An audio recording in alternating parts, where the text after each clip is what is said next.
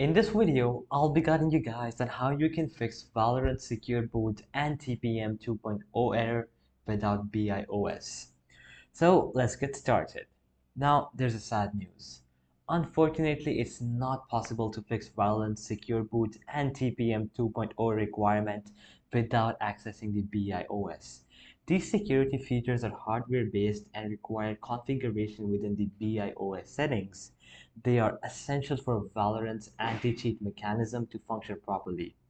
If you're unable to access the BIOS, you might have to consider these options. The first option is pretty straightforward, that you'll have to consult a technician. Consult a technician. So a computer technician can help you access and configure the BIOS settings if you're unable to do so.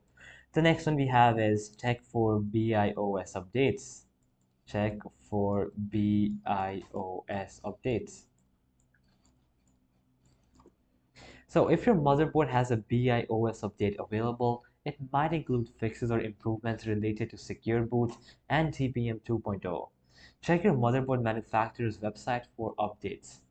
And lastly, you could probably consider a different computer. Consider a different computer. So if you're unable to enable secure boot and TPM 2.0 on your current computer, you might need to consider using a different computer that meets Valorant system requirement.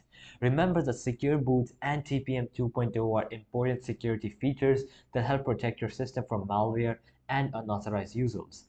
It's generally recommended to enable them whenever possible. So alright guys, that'll be it for the video. I hope it helped you out, and I'll be seeing you guys next time. Peace out.